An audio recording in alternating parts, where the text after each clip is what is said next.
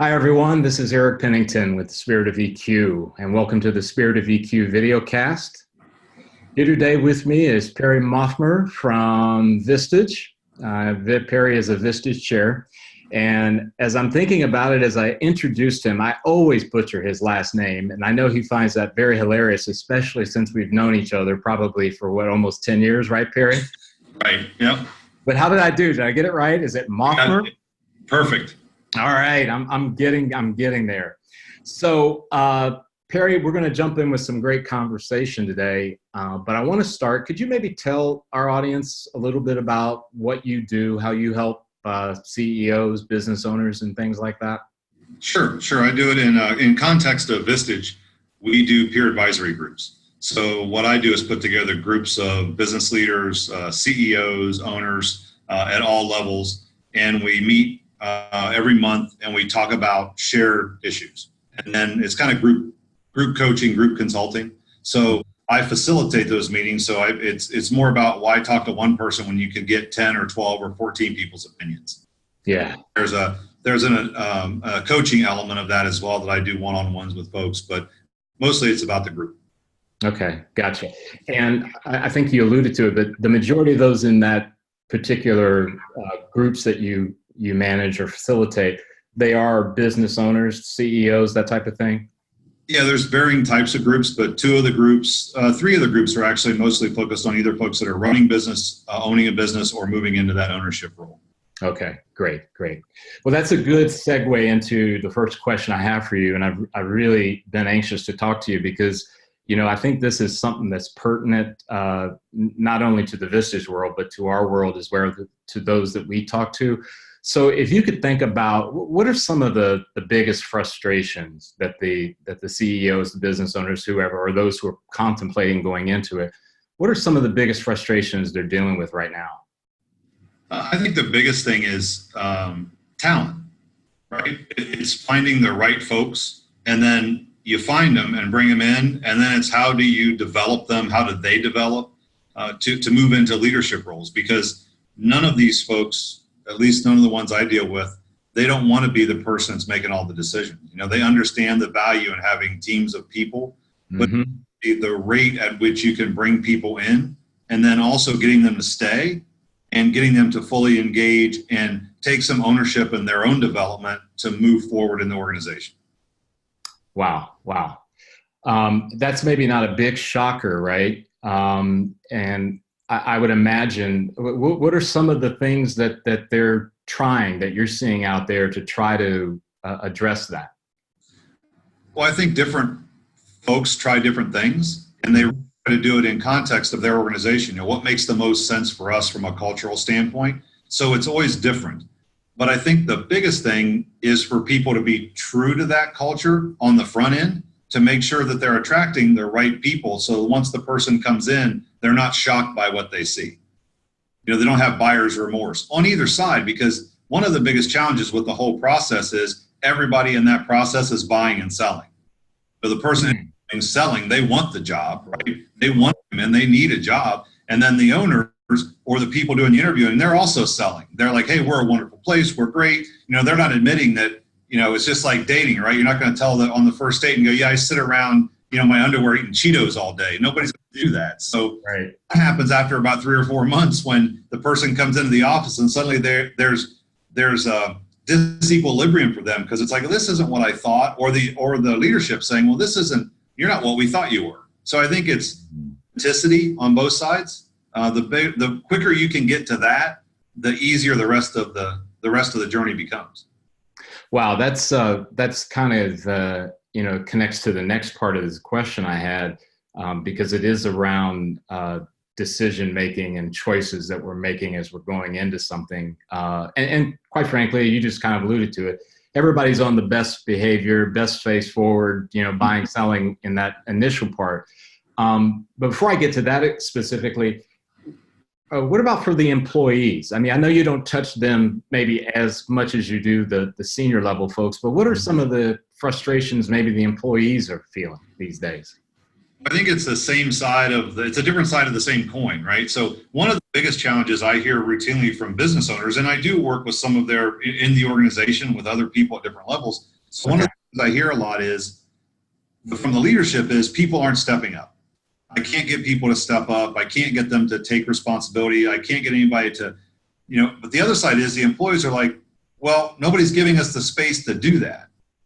Nobody's backing away. And so one of the, I guess an example, metaphor, analogy, call it what you will, that I used for leaders is I said, if you want people to come forward, you have to give them space. Like they're not going to wrestle you for it. They're not going to come in and push you out of the way, which most leaders or business owners, especially because they started the business, they want people to engage them. Like they look at conflict like sport. It's fun for them. So they want somebody to wrestle them for the power.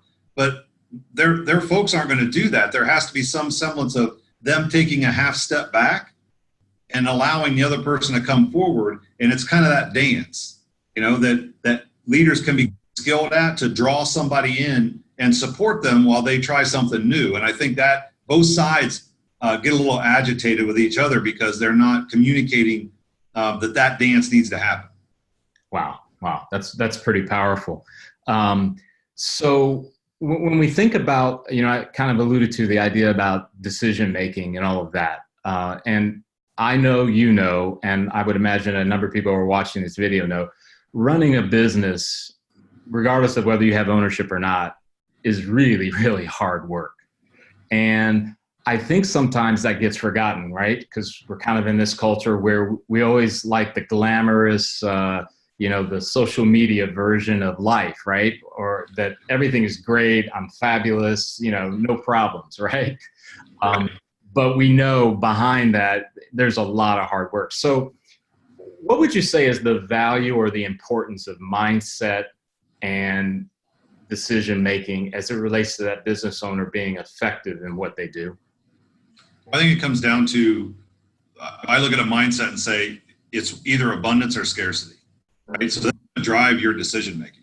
Because if either from an employee talent standpoint, from a client standpoint, from any standpoint, if I believe, and it can go back to Carol Dweck's book, Mindset with Growth and Fixed Mindset, right? So those things are analogous. So if I have a growth mindset or an abundance mindset, I look at things and go, okay, if I lose this, there's more out there. I can go get it.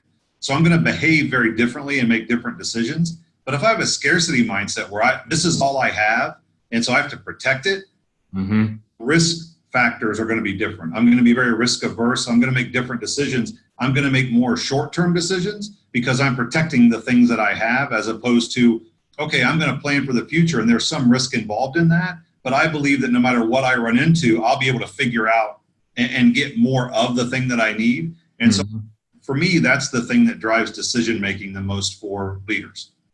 Wow. Because you've heard me allude to this, the idea of emotional intelligence is the management of thought and emotion to make optimal decisions. And I think because, emotions and thoughts are coming at us like lightning fast, right? I kind of use the image of that scene in Forrest Gump when they're in the jungle, right? And everything's really, really quiet. And then all of a sudden, all those tracer bullets are coming out, right? And that very much mirrors life. And I guess that's kind of where I went with that as it relates to how that impacts how outcomes they get from running their business, right? So I heard you speak once, and this is pretty recent, and you were given a talk, and it was about leadership. And one of the things, just kind of selfishly, Perry, one of the things I've always appreciated about you is that you're right there, straight. This is the information. I'm not going to try to blow smoke. Here you go. Now, you've always been very caring in the delivery, which is great, but no pulling of punches. And you were talking about, if you're considering, I may get this wrong and you can correct me, but you were telling the audience, if you're thinking about going into leading people or going into leadership, I would say don't. And then you went to this thing where you said something to the effect of, because it's really, really hard. And it's not that it's not good, it's not that it's not noble, but it's just, you really need to think it through before you start going down that path. And again, please correct anything I missed there, but that's a very powerful statement. How does that go over in your world when you're talking to people? Well, with people that do it, that resonates with them. And what I said is leadership sucks, because it does. And Yeah. I always use the comparison to being a parent. 10% of the time when you're a parent, it's awesome, right? The other 90%, it's heart-wrenching. And so you live for the 10%. The 10% is so awesome that it overcomes the other 90%. And leadership is much the same thing. And I can tell you, by and large, of the 60 to 70 folks that I deal with on a monthly basis, none of them are excited about leadership. And what I mean by that is it's always the thing that brings them down, because the people, like, they love the business side of it's easy. I mean, it's numbers, right? It's data. Running a business is not difficult. I'm of the opinion, and I say this ad nauseum to my folks that are members of my groups, all business issues are emotional, right? Because here's the thing. We think we're rational animals. We think that we have a thought or a belief, and then that drives our action. And that's so wrong, because we have a thought or a belief that elicits an emotion that drives our action. Yeah. And so for us to ignore the emotional component, the constant tug between our limbic system and our neocortex is it's like pushing a rope uphill. It doesn't get us anywhere if we constantly try to say, well, we're logical, rational animals. We're not. We're emotional animals, and we have to leverage those emotions. And my saying is, we can be emotionally fueled, not emotionally ruled. Wow, that's a good way of putting it. That's a really good way of putting it. So it's one thing to kind of, weigh the cost as the owner, or again, someone in senior management. What about when it comes to those employees again, And I really want to be careful here, Perry. I don't see it as the leaders are up there in the high mountain tower of gold and wonder, and the employees are just down there trying to eke out an existence, because their roles are just as important. It takes that combined effort. But how about for them? I know I have some experiences with the employee side of it too, but what are they, I guess, how are they approaching that same issue? Well, the challenge I see is that most people want to equate the ability to lead with a role, title, or position. And that is ridiculous. Leadership at its very core is influence. So another thing I tell people every time, and this really makes an impact with folks that are aspiring to this, is every interaction I have with anybody, I have a choice. I either build up or I tear down. It's that. There is no middle ground, right? So every interaction, if you have the ability to influence another human being, you have the ability to lead. And if people embrace that and don't wait on being knighted with a title, because management is what you do, leadership is how you do it, right? Yeah. I can lead anytime I want to, because I can either build somebody up and positively impact that other person, or I can tear them down and negatively impact them. And so when people tell me, well, I think this, or I'm like, look, you can lead up, down, across. It doesn't matter which way you do it. And it doesn't only go down. It can go, if you want to lead, you can positively impact and lead your boss, if you want to accept that responsibility. But you can't wait until somebody says, well, I'm not going to do that till I have a title, or a better one, till they pay me. Okay, well, then don't do it. Right. Then just sit there and complain and whine and moan, and that's fine. Right. So I like your term there about the idea that I'm waiting to be knighted before I embark on my journey. Right. And I agree with you. And that's kind of in common with some of the things that I encounter, this idea that, well, this particular situation or person did not go as I expected. Therefore, what do I need to do to get them to change, or what do I need to do to get things to go the way I want, right? And it never fails, right? It's kind of one of those things that, well, let's just face it, life is full of all kinds of things, sucky things, great things, and it's an ever-changing equation. So the choice is yours as to what do you want to do in this moment, because nobody's going to anoint you today, more than likely. And the idea that, okay, if I'm not happy, I'll just leave is really kind of dangerous, right? So as an aside to that, Perry, what do you think are the impacts in our current day culture, right? Where we have social media sending messages, we have our past sending us messages. Are there any things that, again, because I want to come back to that idea, like what you're saying, it sucks, right? So since that is the case, what are some of the things that maybe you think about that you give out as, hey, you might want to try this, you might want to try that can be helpful in light of that reality? I think the first thing that anybody has to understand if they want to get into that is they have to establish why they're doing it. So Nietzsche said, if you have a man who has a why can suffer anyhow, right? So if I'm committed to a why, if I'm committed to knowing why I do things, why I want to interact with somebody, why I want to build up instead of tear down, then the result isn't going to bother me because I'm confident in my why. I'm confident in why I'm doing it. But if I'm not confident in that and I'm looking for, as you said, if I'm looking for social media gratification, if I'm looking for recognition, if I'm looking for more money, if I'm looking for all of those external things, then please do not do it, right? Because you're going to screw it up. Because leadership is not about recognition or reward. In fact, it's about the opposite of that.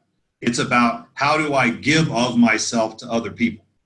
Because you have to have, one of my favorite sayings is from a movie called The Replacements, and it's halftime, and Gene Hackman's walking off the field. He's the coach, and they're getting pummeled at halftime. And the reporter says, Coach, what are you guys going to have to do to win? And he said, well, it's going to take heart. And the reporter's like, what? And he's like, it's going to take heart, a mile of heart. And, John Wooden said leadership is love. And I know nobody wants to hear that, but if you don't care about other human beings, you cannot lead them. And that's why I say don't get into it, because you're going to give way more than you get, because that's the cost of leadership. That's so, and I'm one of the strange ones, which you already know this, and most of the people watching and listening to this video know it too, but I think that's so counterculture, right? Because so much of leadership is advertised as this grand, wonderful place where all your dreams come true. I guess I'm sounding like a Disney commercial, but and to your point earlier, I want to make sure everybody understands. I'm not saying that you should run the other way if somebody asks you to do something in a leadership way. It's just, I think about it in terms, Perry, that again, all this messaging that keeps telling us it's one thing, right? When in reality, it's kind of that output-input thing I'm thinking about, right? So we're enamored in the culture we live in with output, the results. What kind of car do you drive? Where do you live? What's your title? Where's your office? On and on. But very little attention is paid to 2 a.m. in the morning, and I can't stop my mind from racing about whether or not we're going to close that deal that we've been working on for the last 8 months. That's input. That's where the rubber meets. So anyway, I digress a bit there. So selfishly speaking, with Spirit of EQ, and we're involved in the emotional intelligence side of the equation with coaching and training and development assessments. So what kind of role does EQ play, do you see out there in the marketplace? Good or bad, or lack thereof, or abundance of? Well, I think it plays a critical role. I don't know that enough people think, talk, understand, pay attention to whatever verb you want to use. Yeah. That component of the business, because when you're dealing with these other humans in the workplace, be it a client, an employee, your family, whatever that is, that's a big piece of it. Because to understand and read somebody, to understand how to help somebody, I have to know who they are, I have to care about them, and I have to be open to them. And so, sure, I can, if somebody, there's something called positional authority. So if I have a manager title, I have positional authority. So does somebody have to do what I tell them? Yeah, probably, because, I'm their boss and I can fire them if I don't like it. Right. That's not going to get you anything more than the minimum response. Like, they're going to capitulate to what you want, but they're not going to give you anything more than that. Right. So emotionally, if I understand people, I can help them. And once I give that of myself and I connect with them at some other level, and this is the biggest thing, acknowledge their emotion. I don't have to validate it. I don't have to agree with it, but I have to acknowledge it and acknowledge they're entitled to it. That's the biggest thing for me is we're uncomfortable with other people's emotions, so we shut it down. I've been in situations with groups of people and somebody starts crying and other people get uncomfortable and start talking and they start telling the person, oh, it's okay and I tell them, just be quiet. Let that person have a moment. It's okay. Like, the reason you're talking is because you're uncomfortable. They're not uncomfortable. Yeah. So until we can deal with our own insecurities about our emotions, we can't help other people. And emotions, as you know, you guys are big on this. Emotions are chemical reactions.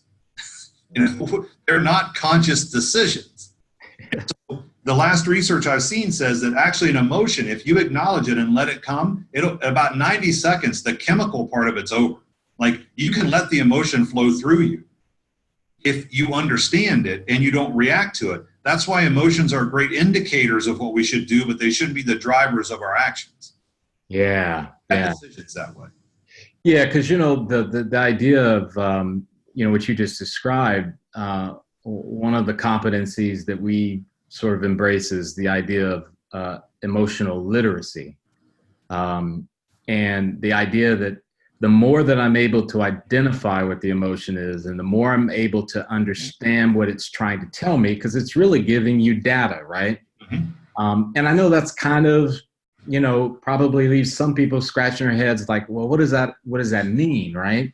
And I don't want to get into all the dynamics of how we assess that and gain that data. But if you think about it, Perry, I mean, it's kind of like when somebody says something to you that makes you angry. Most people, they can recognize it, right? And maybe a little later they say, yeah, I got angry. And that's why I said what I said, that kind of thing. But how much more powerful would it be if we're able to recognize that, hey, that's anger, okay? And even better, maybe if we recognize the pattern of it in ourselves, right? Mm-hmm. Like, you and I know, like, when you get angry, Perry, and Eric gets angry, I go a certain route. And it may not look anything like the route you take. Right. But when that happens, it helps us kind of understand it. And then kind of maybe we can choose a course that's not going to be detrimental, right? Mm-hmm. And I guess what I'm leading to, I guess, here is that do you find that those in the Vistage group world, are they working on that? And not so specifically, obviously, with us or with some other firm, but just in general as a human being, is that something that's on their radar? I think it is because I tell them about it.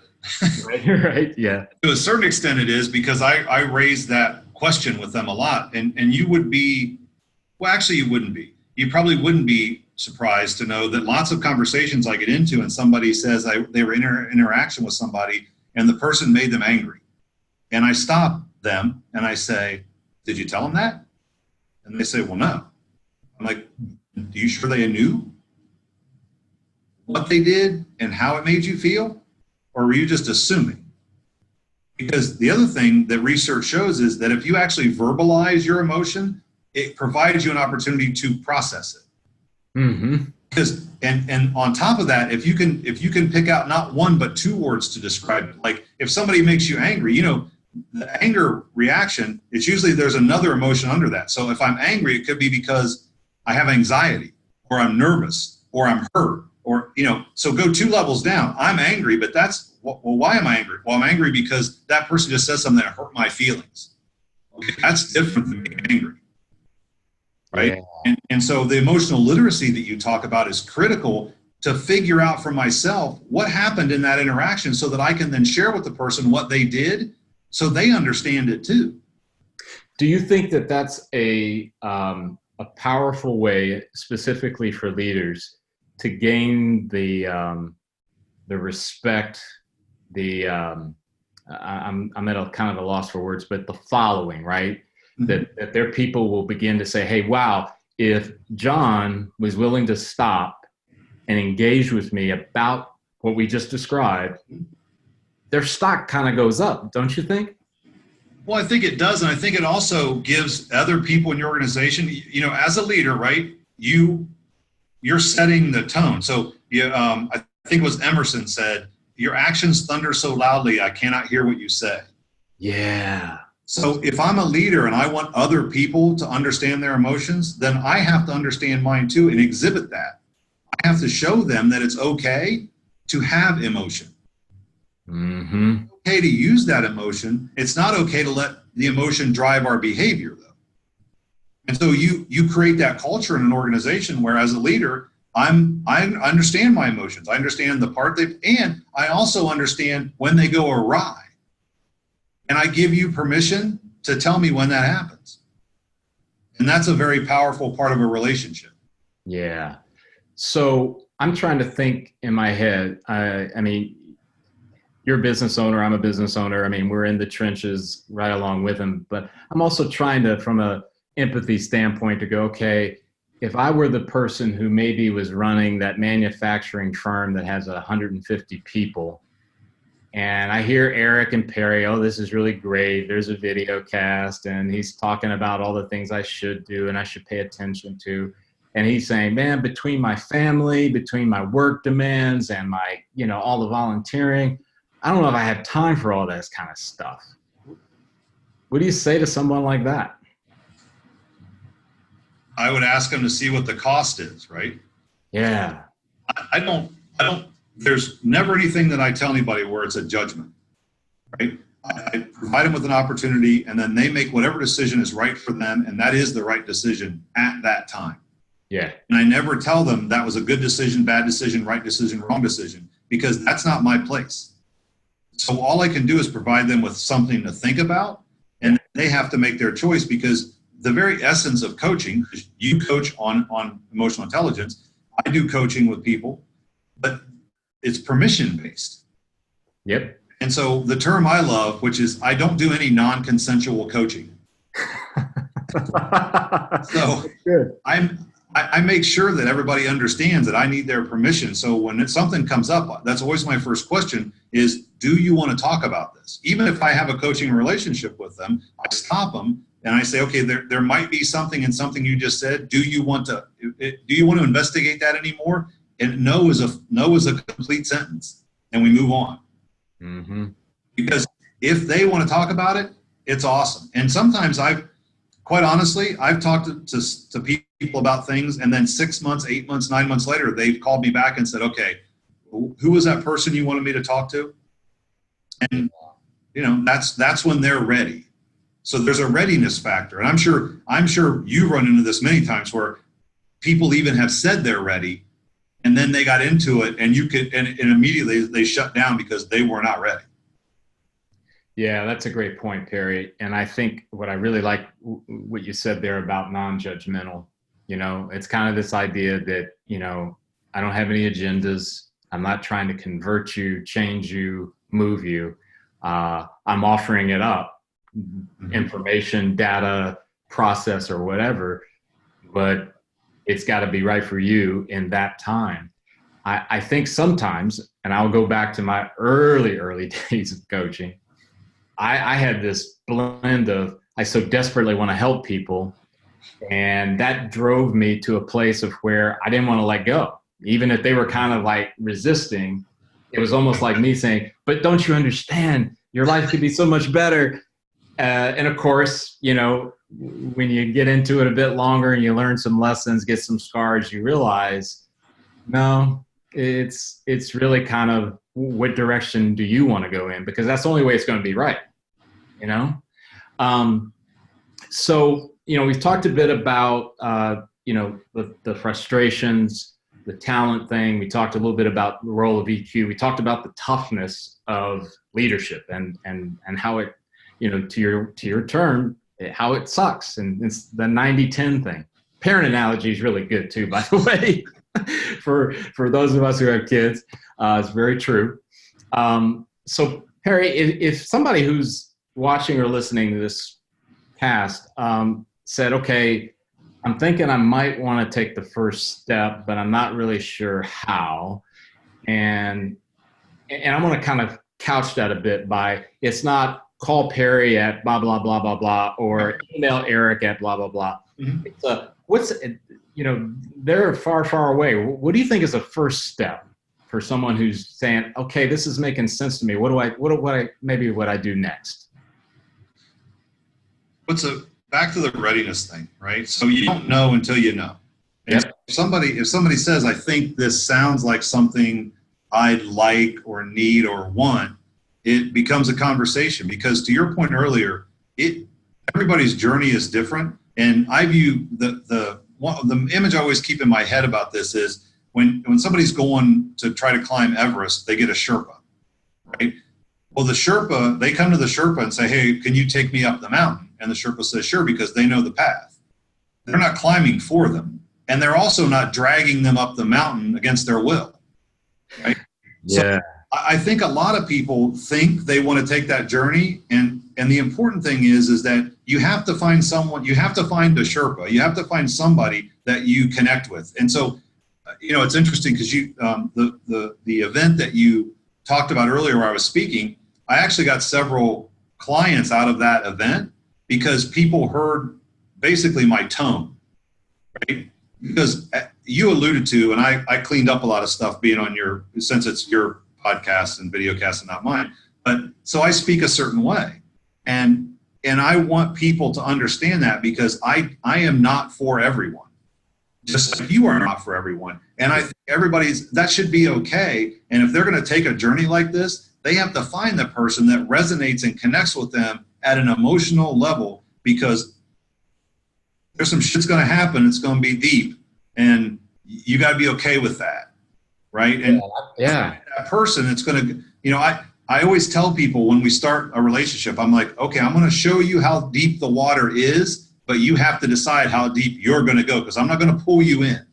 But here's how far I'm willing to go.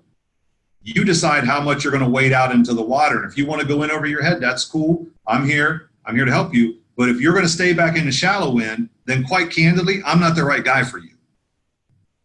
Yeah. And Perry, as you're talking there, I'm thinking what's really kind of leaping out to me, this idea that you really need, you have to pick who you're going to take on that journey, or who's going to lead you up the mountain, as you said, because it is critical and crucial. And I've told, even prospective clients, is that, hey, if I'm not going to be an answer to a problem or unable to help you fix something, tell me now, and I'll get out of your way so that you can find the solution, the person, the whatever. Because the worst thing in the world is to drag on something it's just not right. It's not good for them, and it's certainly not good for us as well. So those are great points. Hey, I want to kind of shift a little bit as we're getting close to the end. So I know you pretty well. That's not probably a secret to those who are watching and listening. But I'd like for you to tell maybe the audience who or what inspired you to get into the kind of work that you're doing now. That's an interesting question. And for me, it wasn't anybody who inspired me. It wasn't something that happened that then put me on a path that I remember that catalytic moment. Yeah. I can look backwards now and see what it was, right? So it wasn't acknowledged at the time. And the reality is, for me, I was raised and I have a sister that's disabled, right? So she still lives at home with my parents. My mom is 77, my dad's 81, and they've cared for my sister she's 6 years older than me, so she's 58 this year. Mm-hmm.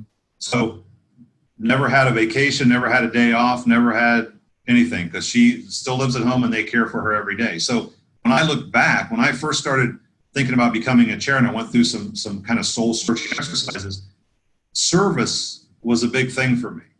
because I was raised somewhere where you did for other people. And it wasn't a conscious thing. It never became a, and it also really enabled me to be very emotionally intelligent back before emotionally intelligent was a thing. Right. Because in my family, right? All of the effort, there was a lot of focus on my sister because she required a lot of care. So I had to be very emotionally intelligent with my parents from a very young age because there's a lot of stress, right? And so I can look back now and see that very clearly. But what that did is even in high school and then into college and then in all of my work, it always was around that service orientation where you did for other people. And if somebody, like I had a meeting this morning, I have a coaching client and we were supposed to have a 90-minute session and it ran 2 hours because I wasn't done talking. And the guy's like, hey, I've got time. If you're okay with it, I'm okay with it. And we went a half hour over. Now it wasn't like I'm a cabbie and I hit the thing and I'm billing him. Yeah, yeah. But we had more to talk about that was really vital at that time. So to me, it's you do it. You don't, you help when you can. If you have something to offer, you offer it. And so I'm able to do that now as a full-time job where I can offer, support and insight for people and it helps them. Yeah. Wow. And, I really like your terming of looking back, right? A wise mentor once told me that life is like Hebrew. It's best understood, read backwards. Yeah. And I have applied that in so many situations, I like you, I could not necessarily point to some event on a date and blah, blah, blah. Yeah. But as I look back, I can see things that formed and maybe kind of moved me toward what I am doing now. And I think there's a key thing, and I'm going to take a great leap here, Perry, which I don't think it'll be very great. It's important for us to take some time out to kind of reflect a bit about what history has shown us, right? Mm-hmm. I mean, I struggle with it. I confess. I mean, sometimes I get into so many things I got to do. And then when I get to my calendar, it says, hey, guess what? Tomorrow's your 3-4 hour time to reflect. And I'm like, so, but at the same time, it's important, is it not? It is. And I think that we avoid it. So one of the things that I wrote a blog post recently and it was all about, it was about leadership lessons from a tattoo, right? And so one of the things I said in there was being able to sit with pain. And I think that we sometimes avoid reflection because of the pain. Yeah. Because we have to then sit quietly with what we've done and figure out what went right and what went wrong and take responsibility and be accountable for things that we did. And sometimes we'd rather just do and then just keep doing because we never have to sit with that pain. Yeah, that's a great insight, Perry. That's a great insight. So last thing, and I didn't prepare you for this, and Perry knows this, everybody. I always like to make sure that those that are going to be on the show with us have some sense about where we're going. So we don't do gotcha questions or just kind of aimlessly run along for 30, 40 minutes. But you had a blog post some time ago. It's probably in the last couple of months, and it was like the mind is a dangerous place to go or something like that. And again, I'm sure I'm butchering it, but could you just sort of, as we come to a close, kind of talk a little bit about that piece and get the title right? I can't remember exactly. Yeah, your mind is a dangerous neighborhood to go into alone. Yeah, much better said. Yep. And I don't know that you need any more description than that. What we're talking about, right? And I think it's the difference. So it's the difference between, I'll tie it back to reflection. There's a difference between reflection and rumination. Reflection, healthy. Rumination, not. And so we just have to be careful that we can be self-reflective, but we can't ruminate and just drive ourselves into the ground because of things that we did. It's only valuable if we can identify an option and move forward. And so that's when I say to people about going into your mind alone, because if left to our own devices, we're not typically healthy when it comes to that, because we'll end up creating a narrative for ourselves that isn't actually true. And it's usually about driving ourselves down. Yep. Yeah. And so from an emotional standpoint, we need those checks and balances. And I spend a lot of my time, I ask people a lot, is that an I think or an I know? And there's a difference between, you can have an opinion about something, but that doesn't make it a fact. And so you have to be clear that just because you think something, one of my favorite sayings is, and this is the most powerful thing that I tell people, things are true. You don't believe things because they're true because you believe them. Outside of scientific fact and all of that, I don't want to get into religion. I'm just saying, if you believe something about yourself or about somebody else, that's not an absolute truth. That's only true because you believe it. And if you choose to believe something else, that can be true too. Yeah, I mean, and I would tell you, Perry, just from my own personal experience, and I've been fortunate that I haven't been called out as maybe as I needed to be. I mean, from how big of an assumption that I had about a person for a long period of time, only to find out that, what you thought of that person had nothing to do with that person. That was all me, and I think that kind of goes back into that part about the non-judgmental thing. We're the worst people to even take a step toward judging, because just what you just alluded to, it's so typically related to what's in our own head and what we've just kind of built on our own. Yeah, that's powerful. Perry, I thank you so much for being on today. And certainly, can you kind of let the audience know if maybe they have an interest in Vistage? This videocast is going to go out all over the place, but even if they're not going to join a Vistage group, if they want to get in touch with you to maybe get more clarity about something that we talked about, what's the best way to get with you? It's easy, and I'll just spell it. But my last name is, obviously, you've had a challenge with. Thank you for reminding me. Phonetic. But it's the easiest way is just email me, and it's Perry, Perry, at perrymaughmer.com, and that's PerryMaughmer.com, and that's also my website. So either way. Okay, great. And for those of you who are listening, watching today, I'll make sure to have this in the YouTube notes area where you can kind of pick it up there too. If you want to get in touch with me about emotional intelligence, you can do that at thespiritofeq.com or eric@spiritofeq.com. Obviously, the YouTube channel is another place for you if you want to communicate. But with that, thank you for tuning in to the Spirit of EQ podcast. Perry, have a great one. I appreciate it again. Thank you, Eric. Have a great weekend. All right, you too.